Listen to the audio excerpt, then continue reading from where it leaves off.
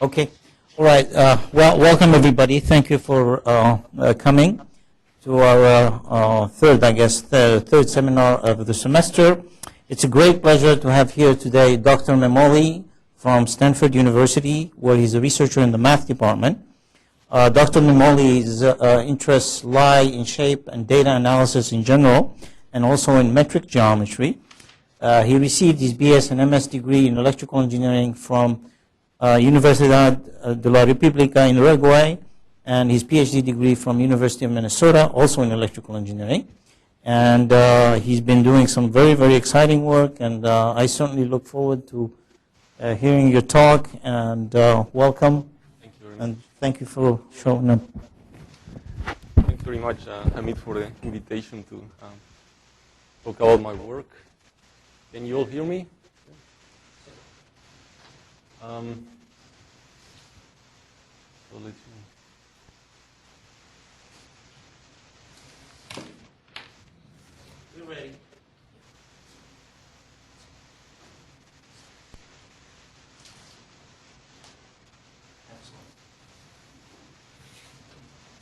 So I wanted to talk about some ideas regarding the use of something called metric geometry for studying the problem of shape matching or shape comparison.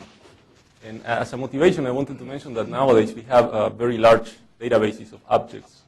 And objects could be proteins, perhaps just three-dimensional shapes acquired by a three-dimensional scanner, or shapes that were modeled by some CAD software. And the idea is that one often needs some sort of measure of the similarity between shapes in order to organize databases. So this is an example of a database of shapes. These are, I don't know if you can see them properly. So these are along the same row, you have always the same shape in different poses. Yet, even though the way the shape is embedded in three-dimensional space is different, it's always the same shape. And it's actually a task, a challenge to be able to design shape matching procedures that are able to be insensitive to this type of deformations. There are also some interesting motivations that come from the attempt of trying to preserve historical artifacts. And for example, there's a Michelangelo project at Stanford that they tried to basically scan many three-dimensional statues, real statues. They went to Florence with a huge scanner, and they were just trying to obtain the three-dimensional rasters of several of Michelangelo's works in order to preserve these for future generations. And imagine that you have a very large database of such statues. You need ways of pulling them out from the database. Proteins are also, in my parlance, they are also considered shapes. A protein is typically given as a collection of points in three-dimensional space. And one of the main features of the design of proteins is that whenever you have two protein configurations that have a very similar three-dimensional shape, you can expect the functional properties to be similar. So that further motivates the use of three-dimensional matching for trying to organize proteins by function. So let's try to abstract a little bit. Let's assume that we have a database of shapes, D, and D is composed by several classes of objects, C1 to Cn.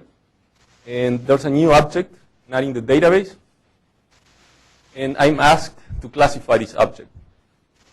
So this is just a simple classification problem. Oftentimes, there's a certain object in the database that is in the same class as the query object.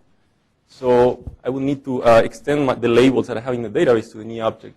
So the way you do that is assume that you have a certain notion dist of the similarity between shapes or objects, and you simply try to compare dist from your query object to objects in the database. And the closest object is going to infer the label to the query object. So if you're trying to do something like this, you need to define this notion dist somehow.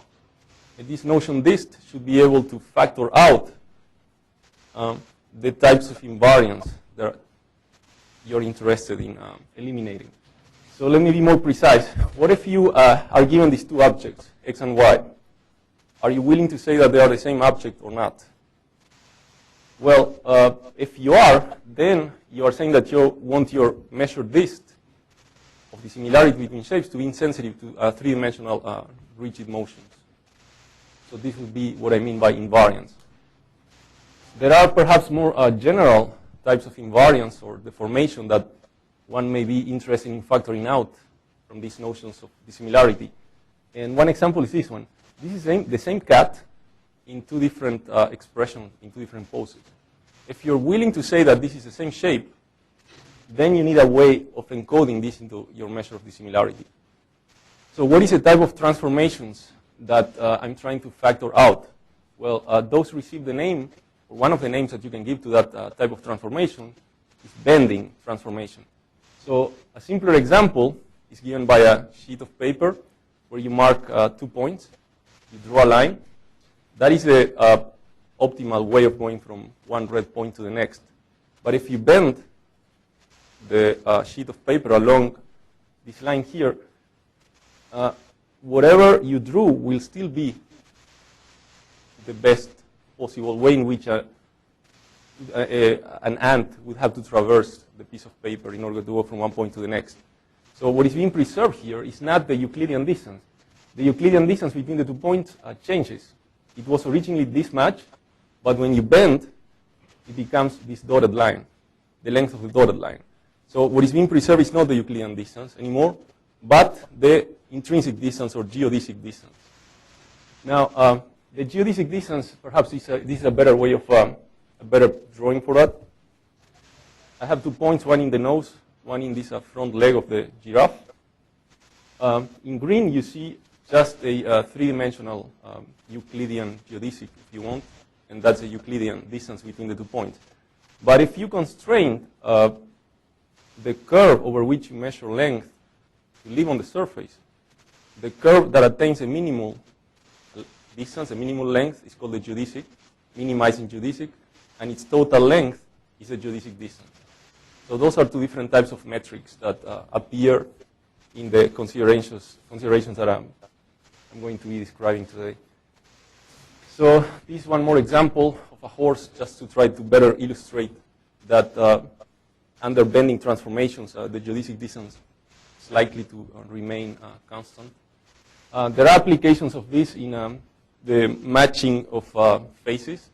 In face recognition under different expressions, it has been experimentally established to a certain degree of, you could say, a validity, that the geodesic distance between any 2 points on a surface remains approximately constant as you change the expression in your face. So if you were designing a method of shape matching face recognition under invariances to expressions, you would need to encode somehow the preservation of geodesic distances. So all these 4 things actually correspond to the same individual. So in a classification task for faces, you need to be able to factor out the different expressions, and that suggests that there's something related to preservation or non-preservation of geodesic distances.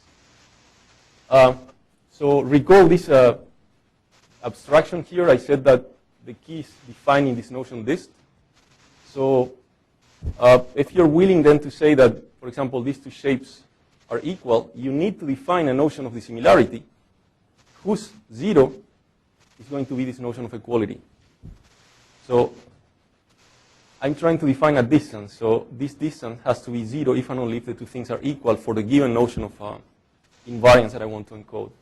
So for the rest of the talk, I'm going to be trying to tell you how to define this dist and how to encode dissimilarity under, for example, this invariance to rigid isometries or invariance to bending transformations. So in the title, I have the words, the sentence, metric geometry. So what is metric geometry? Metric geometry is in some sense a general type of geometry where the objects of interest are metric spaces.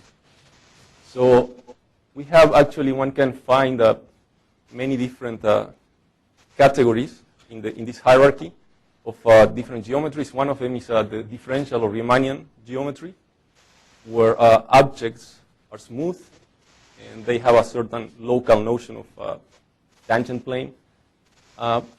More general type of geometry is that of length structures, where you have a way of measuring length of curves.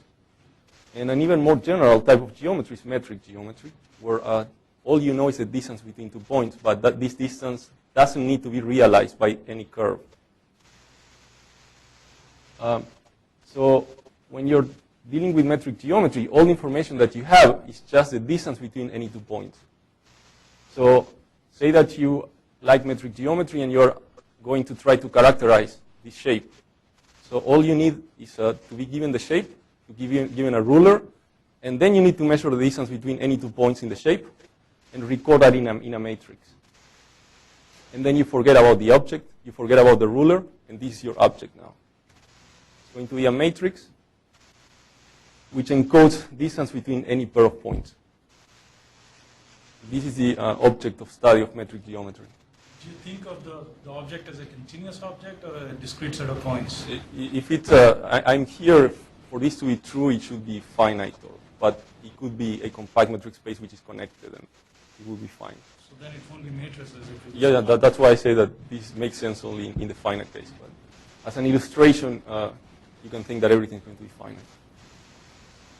So I need to review some background concepts just so that we are all on the same page.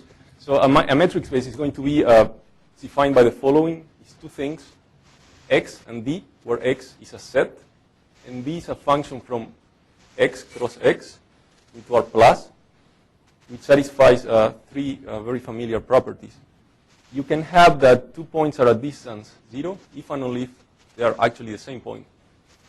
And you have symmetry, and then you have the triangle inequality. There's another thing that I need to recall, which provides a lot of intuition for what I'm trying to do. And it's called the folklore lemma for Euclidean spaces. So say that you have two sets of points, x and y, each of them consisting of n points, and both in d-dimensional Euclidean space. And assume that you are able to find a permutation pi of the elements from 1 to n with the property that the interpoint distance is between xi and xj in x equal y pi I minus y pi j distances of points in y. Now, this implies the existence of an ambient space isometry that maps each xi into each yi. Actually, I forgot to put a pi something here. So this is very important. This is telling you that, at least in Euclidean spaces, knowledge of all the interpoint distances allows you to recover the full similarity in a perfectly extrinsic sense. Whatever I know that happens in an intrinsic fashion, that is by taking measurements on the shapes, I can extrapolate to ambient space and find a transformation of ambient space that maps one set into the other. A first question would be, can I relax this statement somehow? And this is something that has interest not only from the practical point of view, but also from the theoretical point of view that I'm going to try to put forward. So let's imagine that the condition that I said before doesn't hold exactly, but it holds up to a certain epsilon. So there exists an epsilon such that I can also find a permutation pi I with this property. So if epsilon equals to 0, then this is equal to this. Now the question is, can I find a rigid transformation that maps each xi to a small neighborhood of a yi? That would be a relaxation of the folklore lemma. With the tools that I'm going to show you, one can find a positive answer for this, for a certain function eta of epsilon. And perhaps an interesting thing to say is that this eta of epsilon has to be of the order square root of epsilon, and perhaps not, as one would expect, epsilon. So let's also recall the concept of the Hausdorff distance. So if you have two subsets, A and B, of metric space Z, the Hausdorff distance between A and B subsets of the metric space Z, is going to be the minimal epsilon for which these two inclusions happen. A is contained in a epsilon fattening of B. An epsilon fattening would be something like this. B, imagine, is this black curve. And then around each point in the black curve, you draw a disk of radius epsilon. That would be the epsilon fattening of the curve. So you ask for these two conditions to happen to take place simultaneously. You look for a minimal epsilon such that A is covered by an epsilon fattening of B, and that B is covered by an epsilon fattening of A. The minimal epsilon for which this is possible is called the Hausdorff distance between A and B. So, excuse me. I usually lose my voice after a while.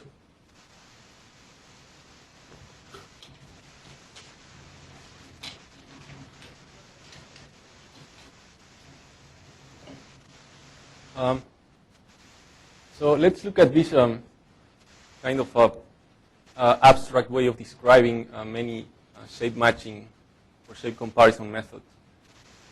So let's assume that we have identified space M, the collection of all objects or shapes, and that I'm able to build dm, a metric, a dist between any two shapes. Oftentimes, shape matching methods, they work on a different environment. From the space of shapes, one finds projections into a space of signatures, which could be things that offer a simplified view of the original object. And in this space of signatures, which I'm going to call S, I'm going to assume that I have ds, a way of comparing two signatures. So on this side, we have all the signature-based methods, which are parameterized by, say, H, a family of indices. That doesn't matter what it is. And from the collection of shapes, I project onto the collection of signatures, and I measure distance down here.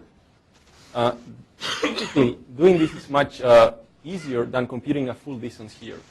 And furthermore, there have been not many proposals on how to define distances, general distances here. So the dream picture that I would like to have is the following, that whenever two objects, x and y, are given, let's assume that I compute projections onto signature space. And instead of computing this distance, we compute distance of the projections. But in order for everything to be nicely rounded at a theoretical level, it would be nice to know that there exists some type of inequality between what happens here and what happens here. And perhaps even, hopefully, something in the reverse direction that tells me that I recover a full notion of distance if I have a rich enough collection of projections. What I'm going to be trying to do for the rest of the talk is showing one or two possible constructions for this, and reviewing some of the standard or a few of the signatures that I know how to deal with. And then at the end, I'm going to tell you that making this inequality happen is possible for a few choices of the metrics. So that will provide, in some sense, a framework which is consistent. So let's review a few of the signatures. So recall that given a shape, what we retain is just the distance matrix. One of the very well-known shape signatures is the shape distributions. So what you do is you discard everything below the diagonal, and you build a histogram of all the entries in the matrix. So this is called the shape distributions or distance distributions. You just build a statistics over all the observed interpoint distances. Now, whenever you're asked to compare two shapes, say the horse and the face, what you do instead is you compute some sort of distance between the histograms, the distance matrices. A variant of this is perhaps known as the shape context or the integral invariant. So now to each point on the shape, that is to each row on the distance matrix, what you do is you compute a histogram of all the entries in this matrix. You move on to the next one, you have another histogram. So basically to one shape, To each point on the shape, you assign a histogram. Now, whenever you want to compare two shapes, you compute all the intervening histograms, and you somehow match the collection of histograms here to the collection of histograms here. This is, of course, a stronger invariant than the global shape distribution. There's a variation of this, which is in some sense a simplification of, could be viewed as a simplification of the local shape distributions, which is to each row on the matrix, that is to each point on the shape, assign the average distance to all other points on the shape. Actually, this is equivalent to assigning a function to a given shape, correct? Because to each point I assign a value. So in this case, I'm showing what happens when you endow the horse with a geodesic distance, and you paint the horse with the result of the construction of this function. So whenever you're given then two shapes, you would simply have to match the two functions on the shapes, which leads to a linear program. So now regarding possible constructions for this collection of all shapes in an attached metric, let me tell you about one possibility, which is called the Gromov-Hausdorff distance. As I said before, the basic idea here is to regard shapes as metric spaces. And this Gromov-Hausdorff distance is a theoretically sound and very general way of comparing metric spaces. So let me go to the original definition. This definition is quite unfriendly, but I'm going to try to explain what is the intuition behind it, and then I'll present a simplified expression for it. So recall, we have two shapes, x and y, which we view as metric spaces. Now let's imagine that I'm able to find Z, a third metric space, which is rich enough such that inside Z I can find copies of x and y, isometric copies. Once I'm in Z, I can compute the Hausdorff distance between these isometric copies, f of x and g of y. So I'm inside a metric space, so and f of x and g of y are subsets of the metric space. Therefore, I can apply the Hausdorff computation, Hausdorff distance computation. So I do that, but then I made choices. I made a choice for z, for f, and g. So I eliminate those choices by looking for the minimum value of this and this. So you can think of this in the following way. Imagine that you have these two hands given as metric spaces. Now, the hands as metric spaces, endowed with the Euclidean distance, they can be realized in three-dimensional Euclidean space.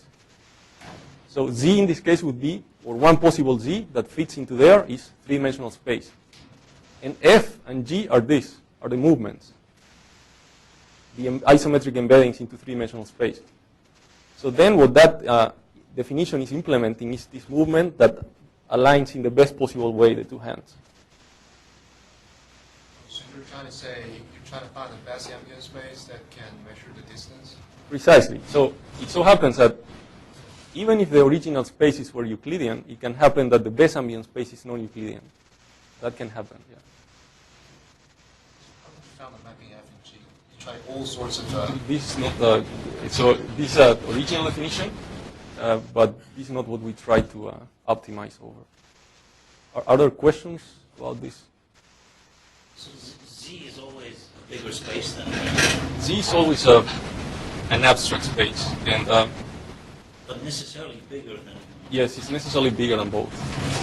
And in theory, you can always, given two metric spaces, you can form a metric spaces inside which both of them are embedded, which is a union metric spaces in an abstract way. So what you have to do is you have to extend the metrics to the x cross y part. That is always possible. So actually what I'm saying is a proof that this definition is right, because no one guarantees that one can find a Z. But yeah, what I said is one possible Z. Yes, Dror. If I understand correctly, you've set up this definition motivated by the problem, and this is a very difficult optimization problem, but now you're going to try to kind of shed away parts of the complication and move us toward a computationally tractable approach? Yes. Okay. That is a good guess. So first of all, this is not computationally appealing, but I argue that something like this would be perhaps more along the lines of what we would like to implement in practice. So let's say that we have a map between two metric spaces, x and y, a map F. I define the distortion of F to be the following. You pick points x and x prime, you look at the images into y of x and x prime, you measure distance between x and x prime in x, and you compare that to the distance between f of x and f of x prime in y. You subtract, take absolute value, and look for the most pessimistic choice of x and x prime. This is called distortion of the map F. Now, if you have a map G in the opposite direction, you can define the same thing. I define distortion of the map G, just reversing the arrows. And I argue that since what we are trying to do is to compare metric spaces, perhaps a direct comparison of the metrics would be more appealing than the previous definition. So, and a precise comparison of the metrics would be to look at the maximum between these two distortions, and then to try to minimize the max or the sum or some LP norm of the vector with this f and this g as components, and then try to minimize this over all choices of f and g. So perhaps you agree with me that this is, sounds at least a little bit better than the previous definition. So can we view, or will the distortion function here be acting as a metric? Will it satisfy all the properties of the metric? The distortion, what do you mean? If you view, again, the metric spaces here as single points in some bigger space, and then will the distortion be satisfy all the properties of the metric? Well, you will need to include these two things. If you look at the infimum of this overall choice of f and g, that will be a metric. But if you just look in one direction, that will fail to be a metric. So I'm going to show you that something like almost like this picture, something almost like this picture will hold. Not exactly. But for that, I need to introduce one more character. And that's going to be the concept of correspondence. So a correspondence between two sets A and B is going to be a subset of the Cartesian product between A and B, with the property that for any point A in A, there exists a point B in B, such that the pair is in the correspondence in R. Remember that R is a collection of pairs. And also with a symmetric property. For any B in B, there exists A in A, such that AB is in the correspondence. Now, there's an easier way of thinking of this, which is in terms of matrices. So a correspondence can be thought of as a binary matrix. So you have only zeros and ones, with the property that whenever you look at a row, you have to find a 1 as you move on the row. And whenever you look at a column, you have to find a 1 as you move on the column. So correspondences can also be interpreted as notions of friendship between two sets, A and B. And what is required is that every point in A has a friend in B, and vice versa. In terms of equations, you can define correspondences, therefore, as matrices of size NA times NB with 0, 1 elements, which satisfy these two linear constraints. As you add up on one row, you have to hit a 1, and as you add up on a column, you have to hit a 1. So, for example, that is not a correspondence because you have a tunnel of zeros there, but this is a correspondence just by visual inspection. There are no zeros in rows or columns. So, a theorem that Carlton and Ostrovsky proved in the 90s is that the Gromov-Hausdorff distance admits the following expression. So Gromov-Hausdorff distance is exactly equal to this expression here that I'm going to explain. So you pick a correspondence R between spaces X and Y, and then you choose two pairs. So you come here and you see, okay, when do I find X and Y that are friends? And then I find another pair, X prime and Y prime, that are friends. Then I compute distance between X and X prime and Y prime. And then I look at the most pessimistic choice of these two pairs of friends. And then I infimize, that is, I look for the minimum over the notion of friendship or the assignment or the correspondence between X and Y. So from a computational point of view, this is a little bit more appealing. At least I don't need to optimize over these huge possible spaces Z. Yet, if you really look into this, this turns out to be integer programming, quadratic integer programming, therefore NP hard. So if you try to solve things just like this, you will fail. I mean, it'll be prohibitive in computational terms. Other questions about this expression? Did you say what R is? R, X, Y, X, Y. R is a correspondence. It's going to be one of these matrices, and R, X, Y is the element X, Y. Small r is the capital element of capital R. Okay. And so you multiply by something that is 0 or 1. Yeah. When both of them are 1, you're really taking into account. Just not R is something. So yeah, this is something for which there have been only 2 attempts for its computation. And these 2 techniques, they are more or less justified. They are no more than heuristics, and they are more or less justified only for surfaces.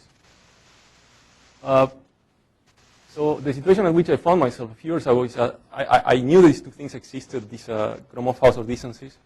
I liked them very much from a theoretical point of view, but they were not really useful from a practical sense. So I thought, what if I try to use these Gromov-Hausdorff distances for trying to explain pre-existing methods for shape matching? Will they be useful for formalizing something? And I also failed at doing that. So that I started thinking maybe one needs to change this definition in such a way that the optimization problems that one needs to solve in practice are more easily tractable. And hopefully, this change will allow me to better explain previously existing methods. So a first idea is to try to change the combinatorial nature of the definition. The problem is, the way I stated, it's very combinatorial. One needs to solve integer programming, and that needs to go. So a first idea would be to try a simple LP relaxation of the functional. So recall that the problem that you need to solve is the following. You need to find the minimum of this function of R, where R is a matrix with 0, 1 elements, satisfying these 2 linear constraints. So it's quadratic programming with linear constraints and integer variables. The 2 things that are kind of bothersome are that these elements are not continuous variables, and that I have this max here. So let's change that. The first idea would be to change the max for a P norm, LP norm, with a finite P, and then to allow the elements in R to take 0, 1 interval values. So this would make the problem continuous, and you can use some standard continual optimization packages for trying to solve the problem. It may not be convex. You may still be trapped in local minima, but it's much more approachable from a practical point of view. So I tried this, and this is something that works. You can run this in your computer. You can run instances of up to 200 points if you have a good initialization. But unfortunately, from the theoretical point of view, you lose. You relax the problem, and there's no way of going back to all the nice theoretical properties that the Gromov-Hausdorff distance has. So in reality, what one needs to do is to change things in a deeper way. So the change comes from assuming that objects are now represented by more than just metric spaces.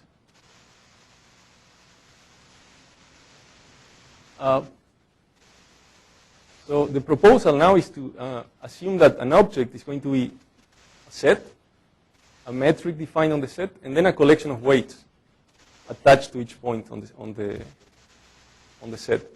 So mu x is going to be a probability measure. That's a mathematical name, but it's also can be also understood as just a collection of numbers attached, each of them 1 to each point on the shape, in such a manner that they are all non-negative and they add up to 1. So if you're going to tell me, take this shape and do something with the shape, I'm going to ask, tell me distances between all pairs of points, and tell me how much importance you assign to each point. That is going to be the data. the notion of equality between shapes is no longer isometry. So, for example, these two shapes, these two objects are no longer the same. If you do not pay attention to the weights, they're isometric. There are 2 points at distance 1. But no matter how you map from one to the other in an isometric way, you cannot match the weights. Right? These are valid weights, by the way. 1, 4, 3 fourths add up to 1, and 1/2, 1/2.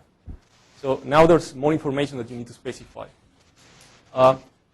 So before we had the notion of correspondence as the notion of matching between two shapes. Now the matching is going to be encoded by something slightly more complicated, which is called a measure coupling. A measure coupling is also a matrix that has the following property. So, and for this I'm going to use a metaphor or a different interpretation. Let's say that B and A are two sets of people, and then this vector, mu A, is going to represent the popularity of each individual. So this person is 0,2 popular, 0,2, 0,2, 0,2, 0,2. And there's someone here who is 0.2 popular, but the rest are less popular. And then you're going to, I'm going to ask, I'm going to define a notion of friendship, of fractional friendship, that tells you who are the friends of this person. And for that, you need to look at the non-zeros in this row. But I'm going to require that the amount of friendship of all these people to this point in A, to this person in A, has to add up to the level of popularity of the subject in A. So people in B can be friends to this person in A. And the total degree of friendship has to add up to the given level of popularity of this person. This is just an interpretation, but in a more formal way, what I'm asking is that I'm defining measure couplings as those matrices of size NA times NB, which satisfy these two linear constraints. For any point A in A, when you add along this row, you recover this value. And for any point B in B, when you add in this column, you recover this value. So the new notion of matching between shapes is a continuous matrix, a matrix with continuous values, and which is specified, or the space of all matrices is specified by linear constraints. Those two there. So now we move from correspondences into this new relaxed notion of correspondence, which receives the name of measure coupling.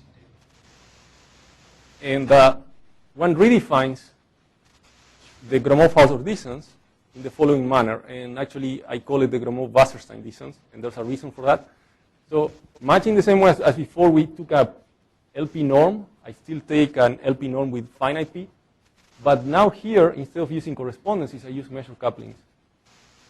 So this is a very small change from the structural point of view, but the consequences from a theoretical point of view are major.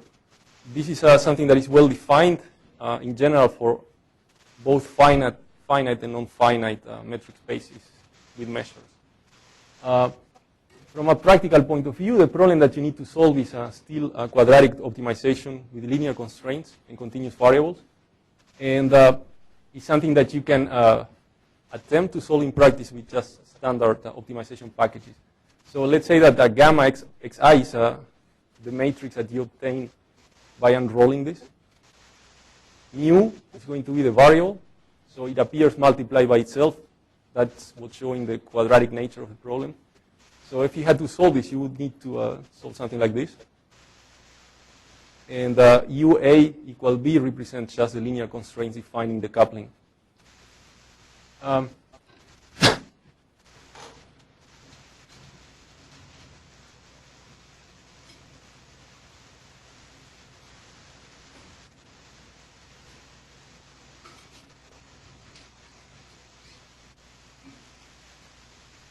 So just to review this, we started out with the definition of the Gromov-Hausdorff distance. The Gromov-Hausdorff distance is a notion of distance between metric spaces. So you have x dx and y dy, and here R are correspondences. And we changed the point of view, and now we ask for shapes to be represented as metric spaces with weights. So now the two shapes are going to be x dx mu x and y dy mu y. And we use the same structure in the definition, but now we change the R for measure couplings, which take into account the mu x and the mu y in their definition. So this for each p, there's a definition, a certain distance that gets defined, and that distance receives the name of Gromov-Wasserstein distance of order p. And there's a reason why the Wasserstein, for the Wasserstein name, you would take some time to explain, but the definition is related to something known as a mass transportation, or the Earth mover's distance, that appears in different contexts. And Wasserstein was one of the first people to investigate the properties of this metric.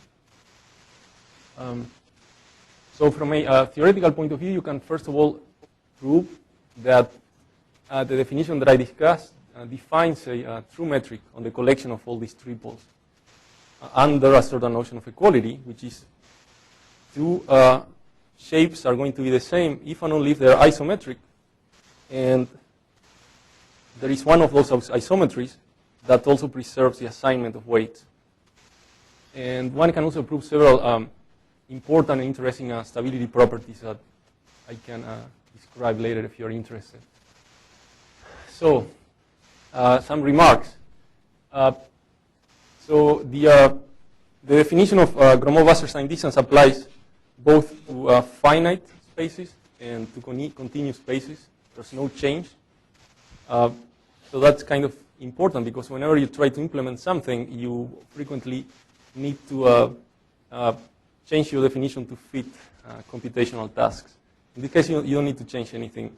Everything is translatable directly via the use of delta measures. Another important thing is that you may remember that I mentioned that originally the Gromov-Hausdorff distance was implemented in ways that require the underlying structure of the objects to be smooth. Current implementations of the Gromov-Hausdorff distance only work for surfaces. In the definition of Gromov-Wasserstein and also in its implementation, there's no requirement of that type. You can directly compute distances between non-smooth objects. For example, there are applications in clustering where you have to deal with dendrograms. Dendrograms are the product of hierarchical clustering. And what tends to happen is that sometimes you are given a very large data set, say of 10 million points, and you cannot afford to cluster the whole data set at once.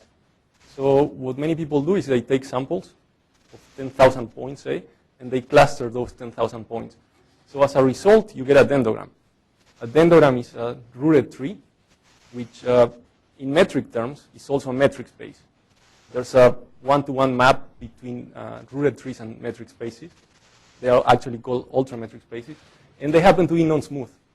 Now, as I was saying, so imagine that you took 10 samples, each of them with 10,000 points of your huge data set, and you cluster each of them. But then you would like to know if there's any underlying structure which is shared by these 10 clusterings that you obtained. So in order to do that, you would need to compare these dendrograms somehow. You would need to match them and see, do they share any type of similarity? And if they do, I would need to kind of assemble them into a bigger picture. So this is an example, it's just a toy example of doing that with this Gromov-Wasserstein distance. So I randomly took a certain number of dendrograms with different topologies, different structures, and then I computed the Gromov-Wasserstein distance between all of them, and then I clustered that distance. And this is a result of clustering all these dendrograms. So, and they are coded by color. So you can see that here, these seem to be coming out together, and these are these three dendrograms. Then in green, I have also the three, which happen to be topologically different from this. Also the ones in red, the ones in round that have only two big branches, and then these two that seem to be not very similar to anyone else. So the only purpose of showing this slide is actually to suggest that there's more generality than just surfaces or smooth objects. that can be treated with this formalization. So now, in the remaining time, I wanted to go back to the connection with these signature-based methods and the use of this Gromov-Wasserstein distance to try to explain and interconnect some pre-existing methods. So recall this picture. We have here the world or the space of all possible objects, and here we have the space of all possible signatures. Frequently, methods just map shapes into signatures, and they compare distance between signatures. Ideally, we would like to have that we know a notion of distance between shapes and a notion of distance between signatures, and that something like this lower one happens. That would tell us that the things that we are doing here are related to the things that we would like to do, but are prohibitively, computationally prohibitive. So why is this interesting? Well, if you look at the literature, there are a very large number of methods that have been proposed for matching shapes that fall into the category of signatures, of using signatures. Imagine that you would be able to take all these methods and identify a notion of distance between shapes, a true notion of distance between shapes, and then notions of distance between the different signatures that have been proposed, and that you would be able to organize everything into a sequence of lower bounds of this nature. And imagine that you know which methods perform better than others in certain situations. So that would help you in practical applications to choose which method to start with in a certain classification task. And also knowing something of this sort would explain to you which method is stronger than which other method, because there are lower bounds. They are ordered hierarchically. It also, of course, frequently happens that the worse the lower bound, the cheaper it is to compute in practice. So in any given shape matching application, you could start from here and then climb up the hierarchy every time, checking whether you are above or below a certain threshold.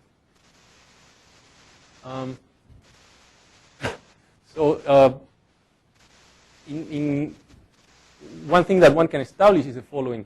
So let's assume that you have two shapes given as weighted metric spaces, x and y.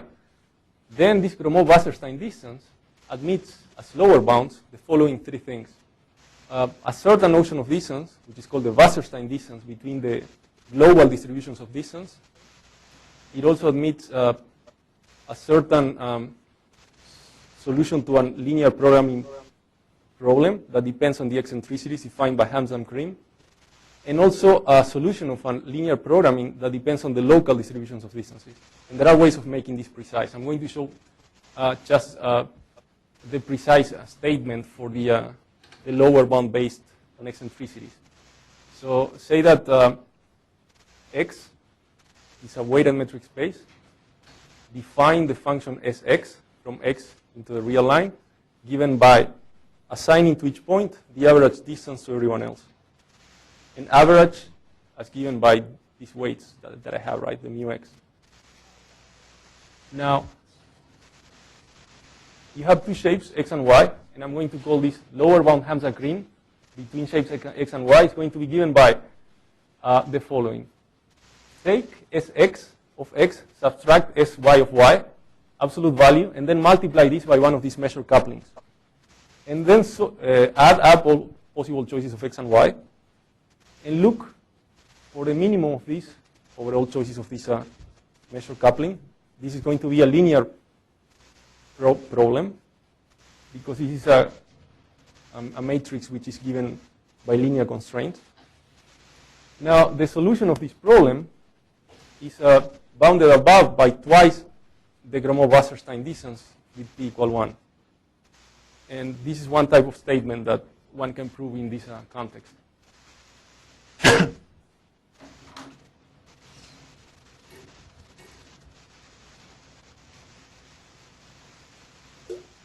So, not surprisingly, since we already know that such a lower bound holds, the performance of computing the full Gromov-Wasserstein distance on a database of objects and doing some classification should be at least slightly better than using the Hamza-Krim invariant. And I wanted to test the performance of different invariants on a classification task in a database. So I took the Sumner database, which is publicly available. Each of these shapes is a polygonal model consisting in around 20,000 vertices. And it's given as a triangulated surface. So as you see, there are different expressions or different poses for each model. So I used the Dijkstra algorithm on the triangulation, and I had an estimate of the geodesic distance. I subsampled 100 points from each shape, and then I made a computation of the geodesic distance between each of these, between all pairs of points in this collection of 100 points for each shape. So there are 72 shapes, actually, by the way. And then I assigned weights to each point on each shape. And to simplify things, I said, okay, I'm going to give each point on each shape weight 1 over 100, which is equivalent to giving the uniform probability distribution, right? If you have a better choice, you can do it, but that's what I did for this simple experiment. And then you randomly leave out one object in the database, and then you try to classify it using the Gromov-Wasserstein distance. And the classification is like in the slide at the beginning. I just use the one nearest neighbor classifier. So I assign the label of the closest person, the closest object in the Gromov-Wasserstein sense. So you can estimate for any given choice of your dissimilarity what is the probability of error in the classification. So when I obtained that the full Gromov-Wasserstein was around 2%, and this particular implementation of the Hamza-Krim gave something like 10-12%. This is I don't know, just a more detailed look at the distance matrix obtained by this Gromov-Wasserstein on the full data set. And this is the confusion matrix. So, well, I wanted to make a few remarks to end my talk. I believe that finding metrics on shapes is important. It helps you organize different ideas that are out there. If you have a metric, you can prove theorems such as stability, lower bounds, and hierarchies of lower bounds, which help you understand the interrelation between different methods.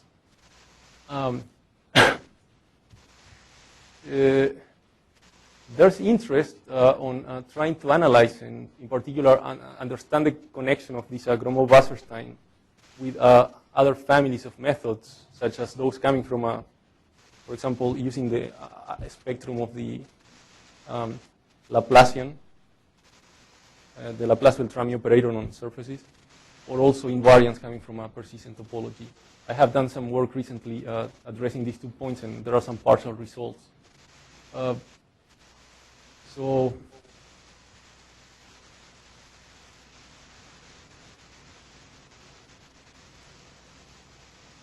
Well, I guess that I said most of the things that I wanted to say. I'll leave it for you if you have questions. Just let me know. Thank you.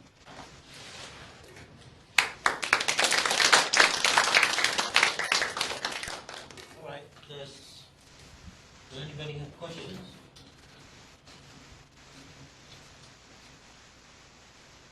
Any questions? Yes, Anush. For the Wasserstein metric, not related to the Gromov, but just general, is there a Riemannian version of that for the Wasserstein? The Wasserstein distance. I think that Otto has done some work on trying to understand.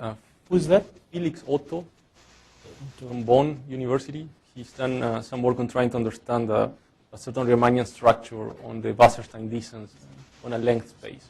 So say that you start out with a Riemannian manifold, and you look at the collection of all probability measures defined on the Riemannian manifold, and you view that as a metric space and doubt the Wasserstein distance. Yeah. Now, he was able to perceive that there is something like a Riemannian structure on an infinite-dimensional manifold. So say that you can view that as an infinite-dimensional manifold that has a Riemannian structure. Yeah, to realize those distances. Yeah. So the where I was going with this question is perhaps you can do the same thing with these Gromov Wasserstein? Yeah, that's something I'm trying, but for now, no. So just a bigger picture question. I think this is very good work. It's it has that bending invariance which is highly desirable. But what is the bigger goal of the work? Is it comparing shapes or is something to do with statistics somewhere? For me, I try to view two things. I mean, I like the idea of comparing shapes that could be useful in practical applications, but there are also certain problems that are not completely understood regarding the stability of invariants. Sometimes in, say in statistics, you have a data set and you would like to understand something about the underlying science of what is producing that data. So one typical way is I will compute invariants and try to look at the invariants. One type of invariants are those that come out of clustering, hierarchical clustering. A dendrogram is an invariant. Understanding the stability of those invariants is something that's not been done very often. But using these tools, you can definitely prove such stability. Actually, we have done that with Gunnar Carlson. We have some results that prove stability of the single linkage. So you're after the underlying phenomena rather than trying to capture the variability within the class. Yeah, I wouldn't know so far how I could attack that problem with Just trying to understand. Gromov-Wasserstein things. It would be really nice to have a notion of curvature in this space and to try to study. Yeah. I mean, but it seems more difficult exactly because of what you raised. I mean, there's no Riemannian structure there a priori. I mean, it's not easy to establish a priori a Riemannian structure on the Gromov-Wasserstein space. Just one last question. I don't know if other people want to ask is, can you actually push through not worrying about Riemannian and geodesic, but some notion of a path between the... Yeah, that's true. Can you actually do these The things? Gromov-Hausdorff is a path length metric. And the So you can actually build some kind of paths. they are path lengths. So all No, they are length. No. I meant actually between shapes, between surfaces. Yes. I mean, I don't know how to construct it. I just know that They happen to be realized. they are all realizable. realizable by a path. These are realizable distances. Yeah. The question is how to realize them. But algorithmically, I don't know how to do that. Because that will give you a natural way of doing some shape statistics. Yeah. Other question? Yes. We actually need to transfer the mic. We don't need that? Okay, great. So, what is the stability of invariant you keep referring to? Maybe I should write.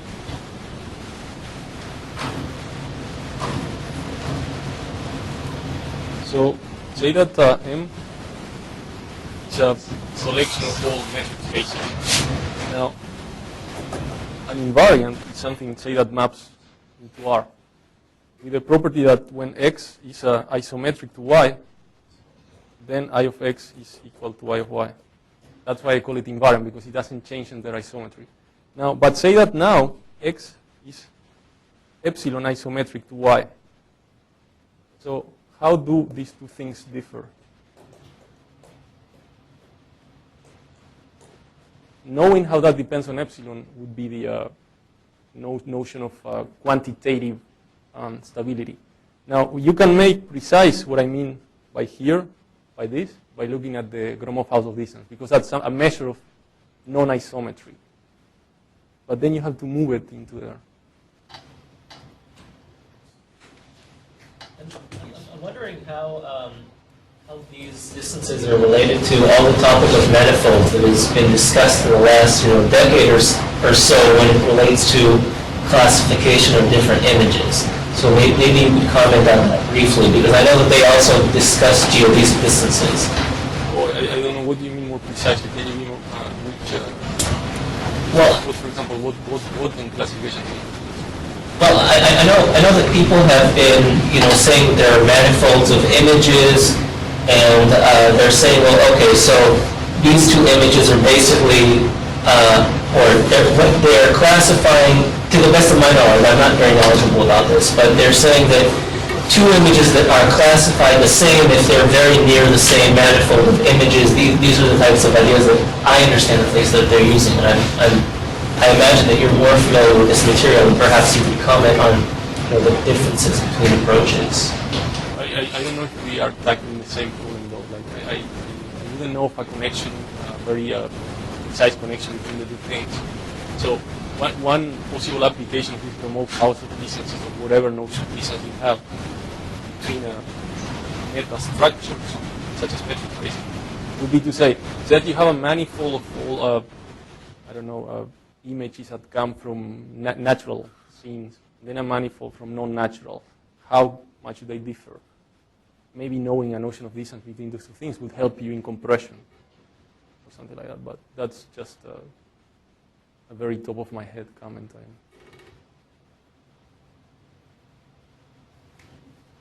Any other question? So, do you think it's possible to use your metric to do the dimension reduction? Dimension reduction? Because it Dimension reduction. Because it seems that you have the lower bound and upper bound of the distortion, I mean, how much you lost and your distance compared to the original space. And say, can you select a signature which actually lower in the lower dimensional space, which preserve as much distance as possible? It seems that that's a framework for the dimension reductions. Yeah, it would be nice to know how to do that because it would allow me to approximate it as well as I want. But so, for example, imagine that you have this is something that Kimmel and Elad have done from the Technion. You have three-dimensional shapes, and you're interested in having invariance under this. So what they said is, okay, let's consider geodesic distances, and let's use multidimensional scaling for mapping these spaces into R3 in such a way that the distortion of this MDS mapping is minimized. So that's classical multidimensional scaling. Now, you have brought everything into three-dimensional space, so you can perform a comparison in three-dimensional space. But it so happens that it's very difficult to establish how much you lost in this MDS mapping. There are no precise bounds, not much theoretical study, as far as I know. So what you're saying, I think it would be really interesting to know how to do it, but I don't think it's been understood so far.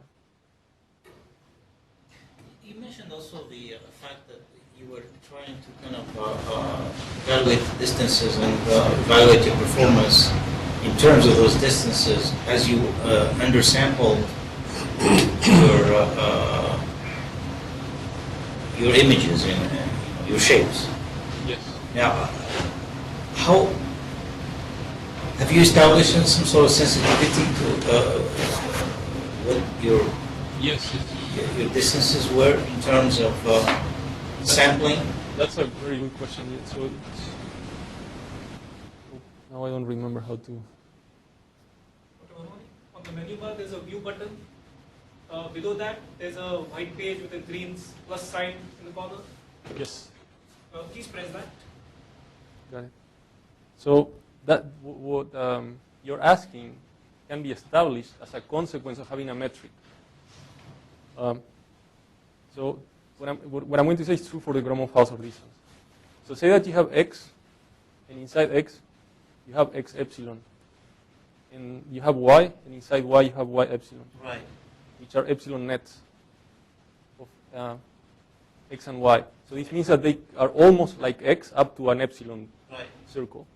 So computing Gromov-Hausdorff between x and y is related to computing Gromov-Hausdorff between y epsilon by 2 epsilon. So this means that what you really want to compute, which is a Gromov-Hausdorff between x and y, doesn't differ from your discretization more than how fine. And this is a direct consequence of having the triangle inequality. Nothing. There must be a breakdown. Thing, right?